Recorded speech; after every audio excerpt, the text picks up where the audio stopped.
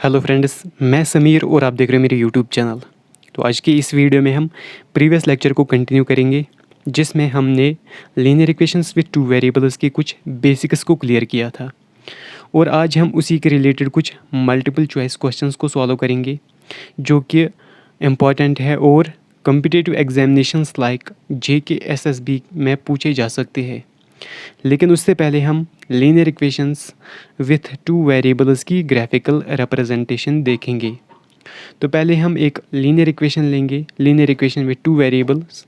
तो उसकी general form क्या है? AX plus BY plus C is equal to 0। तो अगर हम इसका ग्राफ डालेंगे, वहाँ पे हमें क्या मिलेगा? वहाँ पे हमें एक स्ट्रेट लाइन मिलेगी। इसका मतलब है जो linear equations with two variables होती है, ये क्या रिप्रेजेंट करती है ग्राफिकली? Straight lines. तो अब हमने सिस्टम ऑफ या पेयर ऑफ लीनियर इक्वेशंस ली है। एक है A1x plus B1y plus C1 is equal to 0 और दूसरी है A2x plus B2y plus C2 is equal to 0। तो ये भी ग्राफिकली क्या रिप्रेजेंट करेंगी? Straight lines. तो अब कुछ केसेस है, अब कुछ कंडीशंस है। तो जिसमें फर्स्ट केस क्या है? यहाँ पे जब A1/A2 B1/B2 के बराबर नहीं होगा, तो इस वक्त जो हमारे पास पेयर ऑफ लीनियर इक्वेशंस होंगी, उनके कितने सॉल्यूशंस होते हैं? यूनिक सॉल्यूशन, यानी उनका एक ही सॉल्यूशन होता है। और इस वक्त जो स्ट्रेट लाइन्स होती है, इस वक्त जो लाइन्स होती है वो क्या होती है? इंटरसेक्टिंग, यानी जो ग्राफ होता है वो कुछ इस तरह आता है। जो लाइन्स होती है वो इंटरसेक्ट करती है, और जहाँ पे वो इंटरसेक्ट करती है वो हमारा सॉल्यूशन होता है। इसी तरह केस सेकंड, जब A1/A2 किसके बराबर होता है? B1/B2 के बराबर, और ये C1/C2 के बराबर होता है। इस केस में जो हमारे पास लीनियर इक्वेशंस होती है, linear equations with two variables, उनके कितने सॉल्यूशंस होते हैं? Infinitely money solutions. उनके इनफाइनाइटली मनी सॉल्यूशंस होते हैं। और जो लाइन्स होती है वो क्या होती है? कोइंसिडेंट। कोइंसिडेंट का मतलब होता है, अगर हम एक लाइन ड्रॉ करेंगे, उसके ऊपर दूसरी लाइन भी ड्रॉ करेंगे, तो वो लाइन्स क्या होती है? कोइंसिडेंट। तो उस वक्त हमारा जो ग्राफ है वो इस तरह आता है, और जो लाइन्स होती है वो क्या होती है? कोइंसिडेंट। इसी तरह तीसरा केस है, थर्ड केस है, जब A1/A2 किसके बराबर होता है? B1/B2, लेकिन ये किसके बराबर नहीं होता है? C1/C2 के बराबर। इस केस में जो हमारे पास लीनियर इक्वेशंस होती है, linear equations with two variables, उनका कोई भी सॉल्यूशन नहीं होता है, यानी उनका नो सॉल्यूशन होता है उस वक्त।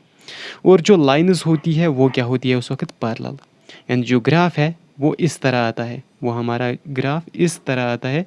जब जो लीनियर इक्वेशंस होंगी उसमें ये कंडीशन होगी, तो उस वक्त जो हमारा ग्राफ है वो इस तरह आएगा। तो अब हम इसके रिलेटेड कुछ क्वेश्चंस करेंगे। तो पहला क्वेश्चन जो है ये बहुत ही इम्पोर्टेंट क्वेश्चन है, और इस पैटर्न के क्वेश्चंस आ सकते हैं। और क्वेश्चन क्या है? For what value of k do the equations 2x minus 3y plus 10 is equal to 0 and 3x plus k4 plus 15 is equal to 0 represent coincident lines. तो हमें बताना है k की किस वैल्यू पे ये जो linear equations with two variables है, ये दो इक्वेशंस क्या रिप्रेजेंट करती है? Coincident lines. Coincident lines. तो इसका सॉल्यूशन हम कैसे करेंगे? इसका सॉल्यूशन हम कैसे निकालेंगे? हमें पहले क्या करना है? हमें पहले इन दो इक्वेशंस को कंपेयर करना है। किनके साथ? जो जनरल फॉर्म होती है इनकी, उनके साथ। और वहाँ पे हम क्या निकालेंगे? कोफिशिएंट्स। वहाँ पे हम देखेंगे हमारा जो A1 है, तो A1 क्या है हमारे पास 2। इसी तरह B1 जो है वो हमारा क्या आएगा? -3। और C1 जो है वो हमारा क्या आएगा? वो हमारा आएगा -10। अब इसी तरह A2 वो हमें क्या मिलेगा? 3। B2 जो है वो हमें क्या मिलेगा? वो हमें मिलेगा k। और C2 जो है वो हमें मिलेगा -15। अब चूंकि यहाँ पे जो क्वेश्चन है वो क्या है, हमें बताना है k के किस वैल्यू पे ये जो इक्वेशंस है ये क्या रिप्रेजेंट करती है? Coincident lines. तो इसके लिए फिर से हमें ये याद रखने हैं, ये तीन कंडीशंस हमें याद रखने हैं। तो कब कोइंसिडेंट लाइन्स कब होती है? जब हमारे पास जो लीनियर इक्वेशंस होती है उनके कितने सॉल्यूशंस होंगे? Infinitely money solutions. यानी कि उस कंडीशन में ये इक्वल होगा। तो हम ये यूज़ करके अपना क्वेश्चन जो है वो सॉल्व कर सकते हैं। तो हम यहाँ पे क्या करेंगे, a1/a2, इस वक्त क्या होता है, a1/a2 किसके बराबर होता है, b1/b2। तो इससे हम इसका आंसर निकाल सकते हैं। तो a1 जो है वो क्या है, वो हमारा है 2 डिवाइडेड बाई a2, a2 क्या है 3। तो ये किसके बराबर आएगा, b1/b2। b1 क्या है -3, b2 क्या है k। तो ये सॉल्व करने पे हमें क्या मिलेगा, हमें k का क्या वैल्यू आएगा, -9 डिवाइडेड बाई 2। तो कौन सा एक राइट ऑप्शन है, C option is right, that is -9 divided by 2। अब हम इसी पैटर्न पे और एक क्वेश्चन करेंगे जो कि थोड़ा सा डिफरेंट है लेकिन बहुत ही इंपॉर्टेंट है। तो क्वेश्चन क्या है, if the line is given by 2x + k4 = 1 and 3x - 5y = 7 are parallel, then the value of k is. तो हमारे पास क्या है, दो इक्वेशंस, इनकी जो स्ट्रेट लाइन्स है वो क्या है, पैरेलल। तो हमें क्या बताना है, हमें k का वैल्यू निकालना है। तो हम क्या करेंगे, इक्वेशंस या स्ट्रेट लाइन्स कब पैरेलल होती है, जब पेयर ऑफ लीनियर इक्वेशंस के कितने सॉल्यूशंस होते हैं, नो सॉल्यूशन। तो उस वक्त क्या होता है, उस वक्त ये होता है a1/a2 = b1/b2 not equal to c1/c2। तो इस कंडीशन में जो लीनियर इक्वेशंस होती है उनके कितने सॉल्यूशंस होते हैं, नो सॉल्यूशन, यानी उनका कोई भी सॉल्यूशन नहीं होता है। और जो स्ट्रेट लाइन्स होती है वो इस कंडीशन में क्या होती है, पैरेलल। तो हम फिर से क्या करेंगे, हम कोफिशिएंट्स को कंपेयर करेंगे। a1 क्या है हमारा 2, और जो a2 है, b1 जो है वो क्या है k, c1 जो है वो है हमारा 1, a2 क्या है 3, b2 जो है वो है हमारा -5, और c2 जो है वो है हमारा 7। तो अब हम ये लेंगे a1/a2। तो a1 क्या है 2 डिवाइडेड बाई a2, a2 जो है वो क्या है हमारा 3 इज इक्वल टू, तो ये किसके बराबर होगा, b1/b2। b1 जो है वो k है, और b2 जो है वो क्या है, वो है -5। तो इसको सॉल्व करने पे हमें क्या मिलेगा, हमें मिलेगा -10 डिवाइडेड बाई 3। तो जो करेक्ट ऑप्शन है वो है बी। तो इस तरह हम ऐसे क्वेश्चंस को सॉल्व कर सकते हैं। अब और एक क्वेश्चन को सॉल्व कर लेते हैं। क्वेश्चन क्या है, the equations ax + b = 0 and cx + d = 0 are consistent if. तो कंसिस्टेंसी इनकंसिस्टेंसी के रिलेटेड क्वेश्चंस आ सकते हैं। तो ये बहुत ही इंपॉर्टेंट क्वेश्चन है। क्वेश्चन में हमें बताना है कि ये इक्वेशंस, हमारे पास दो इक्वेशंस है, ax + b = 0 और cx + d = 0। हमें बताना है ये इक्वेशंस कब कंसिस्टेंट होंगी। तो पिछले वीडियो में मैंने बताया था कि इक्वेशंस कब कंसिस्टेंट होती है और इनकंसिस्टेंट कब होती है। तो पहला केस था जब a1/a2 किसके बराबर होता है, किसके बराबर नहीं होता है, b1/b2 के बराबर। तो इस केस में इक्वेशंस कंसिस्टेंट होती है। चूँकि यहाँ पे इनइक्वालिटी है तो यहाँ ये अप्लाई नहीं होगा। और दूसरा केस है जब a1/a2 किसके बराबर होता है, b1/b2, और ये c1/c2 के बराबर होता है। इस केस में भी इक्वेशंस क्या होती है, कंसिस्टेंट। तो हम यहाँ पे ये सेकंड केस से ये क्वेश्चन सॉल्व कर सकते हैं। तो हम पहले कोफिशिएंट्स को कंपेयर करेंगे। हमारा जो a1 है वो है a, और b1 जो है वो है 0, क्योंकि ये जो हमारे पास इक्वेशंस है इसमें खाली एक ही वेरिएबल है, y यहाँ पे अवेलेबल नहीं है, तो y का जो कोफिशिएंट है वो 0 है। और c1 जो है वो है हमारा -b। इसी तरह a2 जो है वो है c, b2 है 0, और c2 जो है वो क्या है हमारा -t। तो हम यहाँ पे ये रेशोज़ लेंगे a1/a2, वो आएगा a/c is equal to b1/b2 is equal to c1/c2, वो आएगा -b/-t। तो ये सॉल्व करने पे हमें क्या मिलेगा, AD is equal to BC।